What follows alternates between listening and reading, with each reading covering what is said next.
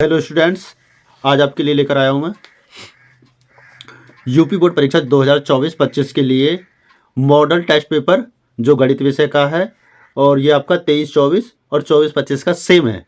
इसके हमने बहुविकल्प प्रश्न और तुम्हारे जो क्वेश्चन नंबर 1 के पार्ट हैं और क्वेश्चन नंबर 2 जो खंड ख में आता है, इन सभी को कर लिया था। आज हम करेंगे जो आपके दीर्घ उत्तरीय प्रश्न होते हैं, क्वेश्चन नंबर 3, 4, 5 के सभी खंडों को सॉल्व करेंगे 1 बाय 1। तो पहला क्वेश्चन है आपका क्वेश्चन नंबर 3 का। 2 अंकों की एक संख्या एवं उसके अंकों को उलटने पर बनी संख्या का योग 66 है। यदि संख्या के अंकों का अंतर 2 हो तो संख्या ज्ञात कीजिए। ऐसी संख्याएं कितनी हैं? तो देखेंगे कितनी इस क्वेश्चन को करते हैं। तो इसका सॉल्यूशन हमने किया हुआ है। माना दाहिने का अंक x है और इकाई का अंक y। संख्या बन जाएगी आपकी 10x + y और अंक उलटने पर जो संख्या बनेगी यह संख्या होगी 10y + x। प्रथम शर्त अनुसार क्या था? दोनों संख्याओं यानी कि संख्या और संख्या के अंक उलटने पर जो बनी संख्या उन दोनों का योग कितना? 66। ये तो दिया हुआ है, तो हमने लिख दिया 10x + y + 10y + x equal में 66 और इधर 10x 1x कितने हो गए? 11x। वैसे ही 1y + 10y हो गए 11y इक्वल 66।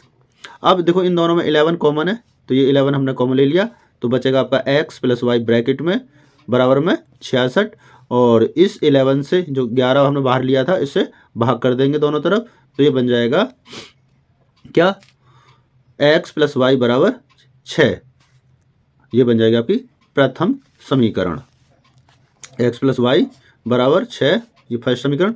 द्वितीय शर्त में क्या था? द्वितीय शर्त में ये था कि यह दोनों अंकों का जो अंतर है वो 2 है, x - y बराबर 2। अब समीकरण फर्स्ट और सेकंड, समीकरण फर्स्ट व सेकंड को जोड़ने पर दोनों समीकरणों को हम जोड़ देंगे तो आपका क्या आएगा? x + y बराबर 6, ये इक्वेशन आपकी फर्स्ट है, और x - y बराबर ये समीकरण सेकंड है। जब इन्हें जोड़ेंगे तो आपका क्या होगा? y फर्स्ट इक्वेशन प्लस का है और सेकंड में माइनस का है, तो जब इनको जोड़ेंगे तो आपस में कट जाएंगे और x + x ये 2x हो जाएगा और 6 + 2 ये हो जाएगा आपका 8।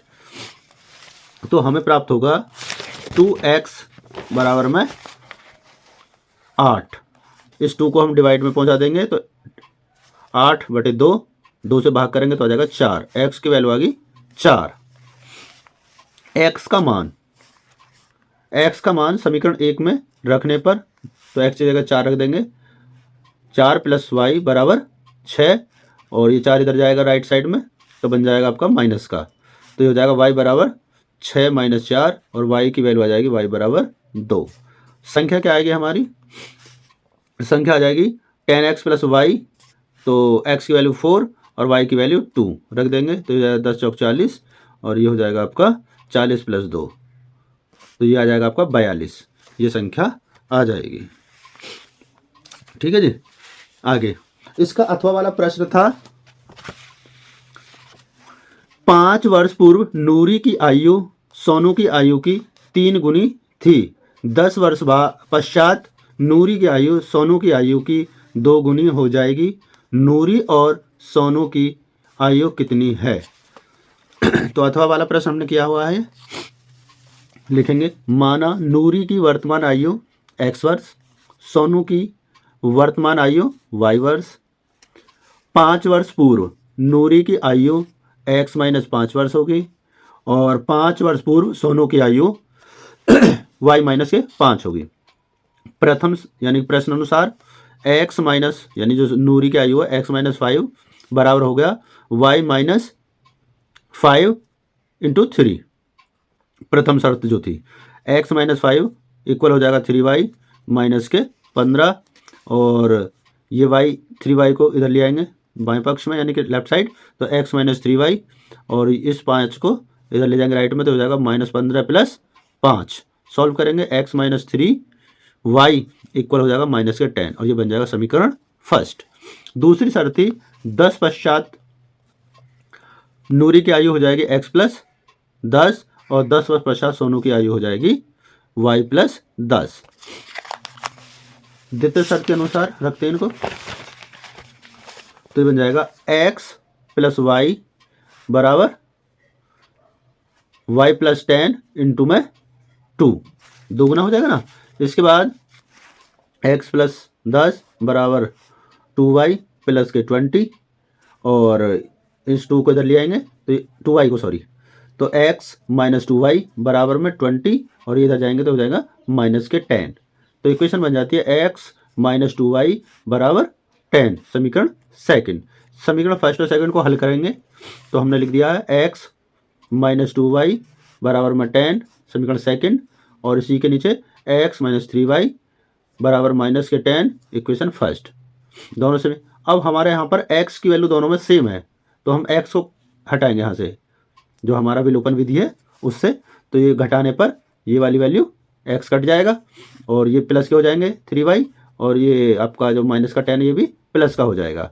तो प्लस के 3y में से 2y माइनस कर देंगे तो बचेगा प्लस का y, और इधर ये प्लस के हो गए 10 और ये प्लस के हैं ऑलरेडी, तो 10 और 10 हो जाएंगे 20। y की वैल्यू आ गई 20। आगे y का मान समीकरण सेकंड में रखने पर, फर्स्ट में रख लो सेकंड में रख लो कोई फर्क नहीं, तो रखा हमने सेकंड में, तो ये हो जाएगा आपका x माइनस के 2 और y की वैल्यू होगी 20 और बराबर में 10, तो 20 दूनी 40, तो x माइनस 40 बराबर में 10 और x बराबर आ जाएगा आपका 10 प्लस 40 और x का मान आ गया 50। तो नूरू की वर्तमान आयु कितनी मानी थी हमने x, तो x बराबर 50 वर्ष, और सोनू की आयु हमने मानी थी वर्तमान y, और ये हो जाएगी आपकी 20 वर्ष। ये हो गया आपका क्वेश्चन नंबर 3 का सेकंड पार्ट। अब चलते हैं हम क्वेश्चन नंबर 4 की तरफ। क्वेश्चन नंबर 4 है, इसमें 2 पार्ट हैं, फर्स्ट मैं करूँगा सेकंड आप करेंगे, नहीं समझ में आएगा तो कमेंट करके मुझे बताएंगे आप। एक बहुमंजिल भवन के शिखर से देखने पर एक 8 मीटर ऊंचे भवन के शिखर और तल के अवनमन कोण क्रमशः 30 अंश और 45 अंश हैं। बहुमंजिल भवन की ऊंचाई और दोनों भवनों के बीच की दूरी ज्ञात कीजिए। तो इस वाले पार्ट को मैं कर रहा हूं, आप ये वाला पार्ट करेंगे। समझ में नहीं आएगा तो मुझे आप कमेंट करके इसके सॉल्यूशन भेजेंगे, और नहीं आएगा तो मैं आपको इसका सॉल्यूशन करके दूंगा। तो हम करते हैं सॉल्यूशन। माना बहुमंजिल भवन की ऊंचाई हमने मान ली h मीटर तथा दोनों भवनों के बीच की दूरी को हमने मान लिया x मीटर। ठीक है, अब हम डायग्राम बनाते हैं पहले। तो डायग्राम, ये हमारा भवन हो गया आपका 8 मीटर का, और इसी के सामने एक बहुमंजिल भवन है ये B और C, और इसके C ये शिखर है, और इससे एक अवनमन कोण जाएगा इस भवन के, जो 8 मीटर का भवन है इसके शिखर पर, तो 30 अंश का है ये, और दूसरा जो अवनमन कोण है वो जाएगा इसके पाद, यानी कि इसकी जो तल है, तल पे जाएगा, वो है 45 अंश का। फिर हम ये लाइन बनाएंगे, इनसे एकांतर कोण बनेगा, ये 30 वाला यहाँ बन जाएगा आपका 30 अंश का, और इससे 45 का एकांतर कोण यहाँ बन जाएगा 45 अंश का। इससे अब हमने दिखा दिया इन दोनों के बीच की दूरी x यहाँ भी सेम होगी और यहाँ भी सेम होगी, क्योंकि ये आयत बन गया, आयत की आमने सामने की भुजा बराबर होती हैं। वैसे ये 8 है तो यहाँ से यहाँ तक का ये भी 8 हो गया। बहुमंजिल भवन की हमने जो ऊंचाई मानी थी वो मानी थी यहाँ से और यहाँ तक के तल तक h, तो इसमें ये वाली दूरी कम हो जाएगी, तो c और e की जो वैल्यू बचेगी वो बचेगी h में से यहाँ से तक की वैल्यू, जो ये 8 है इसे माइनस कर देंगे तो ये बन जाएगी h माइनस 8, यहाँ से यहाँ तक की ये वाली दूरी। अब हम करते हैं क्वेश्चंस को सॉल्यूशन। तो पहला हो जाएगा आपका त्रिभुज ABC, त्रिभुज ABC जो ये वाला बड़ा वाला त्रिभुज बनेगा ABC, इसके लिए हम बात कर रहे हैं। तो इसमें ये आधार है और ये लंब है, ये है h, तो बन जाएगा tan थीटा बराबर BC अपॉन AB, तो tan 45, थीटा की वैल्यू 45 है इसमें, तो tan 45 बराबर h अपॉन x, यानी कि लंब बटे BC की वैल्यू देखेंगे तो h है और AB की वैल्यू x है, यही है ना x, तो रख देंगे। tan 45 का मान 1 होता है तो 1 इक्वल हो जाएगा h अपॉन x, और इसके नीचे 1 ले लूंगा तो क्रॉस मल्टीप्लाई कर देंगे तो x बराबर h आ जाएगा। ये बन जाएगी समीकरण फर्स्ट। अब दूसरा ट्रायंगल लेंगे हम।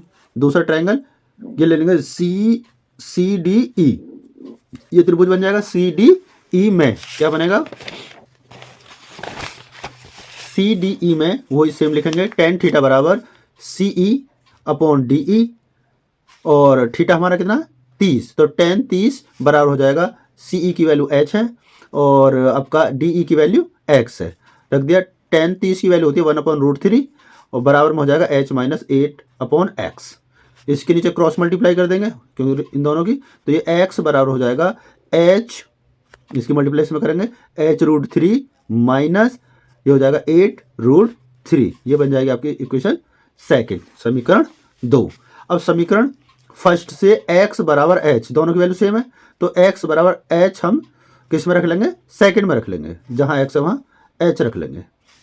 रखने पर h बराबर क्या होगा h√3 माइनस के 8√3।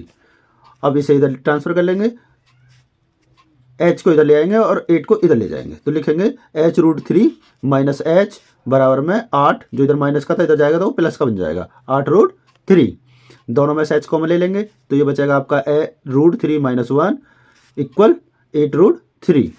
हमें h की वैल्यू निकालनी है यहाँ, तो h की वैल्यू निकालेंगे तो ये आपका जो √3 इस √3 माइनस 1 इधर मल्टीप्लाई डिवाइड में चला जाएगा, तो ये बन जाएगा h√3 बराबर 8√3 अपॉन √3 माइनस 1। अब इसका हम करेंगे हर परिमेयकरण, तो जब हर परिमेयकरण करते हैं तो रूट जो भी वैल्यू होती है उसके विपरीत चिन्ह से ऊपर नीचे मल्टीप्लाई करेंगे आंसर हर में, तो h बराबर हो जाएगा 8√3 अपॉन √3 माइनस 1 मल्टीप्लाई करेंगे √3 प्लस 1, साइन चेंज हो गया ना, जहाँ माइनस था वहाँ प्लस हो गया। अब इसकी मल्टीप्लाई करेंगे तो क्या जाएगा, इसकी मल्टीप्लाई इसमें करेंगे 24 आएगा और इसमें करेंगे तो यह जाएगा प्लस का कितना 8√3, और जब इन दोनों की मल्टीप्लाई करेंगे तो ये बन जाएगा a माइनस बी और a प्लस बी, तो ये 3 माइनस 1 हो जाएगा। अब क्या करना है, ऊपर से हम कॉमन ले लेंगे 2, तो ये बचेगा 12 प्लस के 4√3 अपॉन में 3 में से 2 गया 1, सॉरी 3 में से 1 गया 2 बच जाएगा, और इस 2 से 2 कट जाएगा, तो आपका बच जाएगा आंसर h√3 बराबर कितना, सॉरी 12, h बराबर हो जाएगा 12 प्लस के 4√3 मीटर। जो हमारी h की वैल्यू ऊंचाई है वही हमारी क्या आएगी, उनके बीच की दूरी भी आई, क्योंकि इक्वेशन फर्स्ट में दोनों का मान बराबर आया, h बराबर x आया है, तो बहुमंजिल भवन की ऊंचाई कितनी हो जाएगी 12 प्लस के 4√3 और भवन के बीच की दूरी भी x बराबर h है, तो ये भी यही आ जाएगी। इस तरीके से ये वाला क्वेश्चन हमारा 4 का फर्स्ट पार्ट कंप्लीट हो गया। अब आपको जो सेकंड पार्ट है खुद करना है। अब क्वेश्चन नंबर 5 देखेंगे। क्वेश्चन नंबर 5 है, एक बर्तन उल्टे शंकु के आकार का है, इसकी ऊंचाई 8 सेंटीमीटर है और इसके ऊपरी जो खुला हुआ है सिरे की त्रिज्या 5 सेंटीमीटर है। यह ऊपर तक पानी से भरा हुआ है। जब इस बर्तन में से शीशे की कुछ गोलियां जिनमें प्रत्येक की त्रिज्या 0.5 सेंटीमीटर त्रिज्या वाला एक गोला है डाली जाती हैं, तो इसमें से भरे हुए पानी का 1/4 भाग बाहर निकल जाता है। बर्तन में डाली गई शीशे की गोलियों की संख्या ज्ञात कीजिए। तो वैसे ही मैंने इसमें किया है, तो ये वाला मैं कर रहा हूँ, सेकंड वाला पार्ट आप खुद करेंगे। 2 पार्ट हैं, 2 क्वेश्चन आपको मिलते हैं, इन दोनों क्वेश्चंस की आप प्रैक्टिस करेंगे। अगर नहीं होगा तो आप मुझे कमेंट करके इनका क्वेश्चन का सॉल्यूशन उससे ले लेंगे। तो क्वेश्चन नंबर 5 का फर्स्ट पार्ट करते हैं हम। हाँ जी, क्वेश्चन नंबर 5 का फर्स्ट पार्ट करते हैं। डायग्राम बना हुआ है, देखो, ये शंकुआकार बर्तन था, इसमें पानी भरा हुआ है ये, और इसकी त्रिज्या है 5 सेंटीमीटर, ऊंचाई है 8 सेंटीमीटर। तो पहले क्या करेंगे, हम इसी का वो निकाल लेते हैं आयतन। पहले लिखेंगे शंकु की ऊंचाई कितनी है 8 सेंटीमीटर, शंकु की त्रिज्या 5 सेंटीमीटर, शंकु का आयतन का फॉर्मूला होता है 1/3 पाई r स्क्वायर h। तो 1/3 पाई की वैल्यू रखेंगे नहीं, और 5 का स्क्वायर मल्टीप्लाई में 8। तो जब सॉल्व करेंगे तो 1/3 5 का स्क्वायर 25 और ये होगा 8। सॉल्व करते हैं तो 25 8 200, तो ये जाएगा 200 पाई अपॉन में 3। अब घन सेंटीमीटर में ये तो आ गया आपका बर्तन का। अब इसमें से हम वो निकालना है जो पानी निकलेगा। उससे पहले कांच की गोली की त्रिज्या r बराबर 0.5 सेंटीमीटर, जिसे हम साधारण भाषा में चेंज कर लेंगे तो ये हो जाएगी 5/10 और 5 से काट देंगे, 5 1 जा 5, 5 2 जा 10, तो ये बन जाएगा 1/2 सेंटीमीटर। अब जो कांच की त्रिज्या हो गई वो हो गई 1/2 सेंटीमीटर। कांच की गोली का आयतन बन जाएगा आपका 4/3 पाई आर क्यू, मतलब आर का घन। तो 4/3 पाई और आर की वैल्यू है हमारी 1/2, इसका क्यू है, तो ये बन जाएगा 4/3 पाई, और 1/2 का जब घन करेंगे या क्यूब करेंगे तो आएगा 1/8। 4 से काटेंगे, 4 एकम 4 और 4 दूनी 8। सॉल्व करेंगे तो हो जाएगा आपका पाई अपॉन 3 दूनी 6, यह आ जाएगा घन सेंटीमीटर। इसके बाद आगे हमने मान लिया उसमें n गोलियां गिरेंगी बर्तन में, तो बर्तन में डाली गई n गोलियों का आयतन बन जाएगा आपका n गुणा एक गोली का आयतन। तो एक का था पाई/6, तो ये हो जाएगा n गुणा पाई/6। अब क्या है, बर्तन से निकले पानी का आयतन बराबर n गोलियों का आयतन, दोनों बराबर है, तो हमने निकाल लिया n अपॉन यानी n मल्टीप्लाई पाई/6 बराबर हो जाएगा 1/4, और बर्तन में जो पानी था उसका आयतन 1/4 तो निकला था, यहाँ रख दिया हमने बराबर में। सॉल्व करेंगे तो यहाँ से डायरेक्ट मैंने ये पाई/6 को इधर ट्रांसफर कर दिया, तो ये हो गया 1/4 200 पाई/3, ये पे वो है, और ये जो था आपका ये रिवर्स हो जाएगा 6/पाई बन जाएगा। तो इस पाई से ये वाला पाई खत्म, और इस 3 से ये 6 2 बार कट जाएगा, और इस 2 से ये कट जाएगा आपका कितना 4 जो कट जाएगा 2 बार, और इस 2 से हम इसको काट देंगे कितने बार 100 बार, 2 एकम 2, 100 आ जाएगा। तो इस तरीके से आपका जो आंसर आता है वो आता है 100 गोलियां, मतलब 1/4 भाग पानी निकालने के लिए हमें कितनी गोलियों की आवश्यकता होगी, 100 गोलियों की आवश्यकता होगी, जिनकी त्रिज्या कितनी है 0.5 सेंटीमीटर। ये आपका क्वेश्चन है। तो इस तरीके से हमने जो आपके जो दीर्घ क्वेश्चन थे 6 नंबर वाले, उनके पहले पार्ट जो तीसरा था उसके तो दोनों क्वेश्चंस को सॉल्व किया है, और क्वेश्चन नंबर 4 और क्वेश्चन नंबर 5 के एक एक पार्ट को सॉल्व किया है। जो 2 पार्ट रह गए हैं इन्हें आप खुद सॉल्व करेंगे और मेरे पास कमेंट में सॉल्व करके इन क्वेश्चंस को भेजेंगे। Thank you for watching.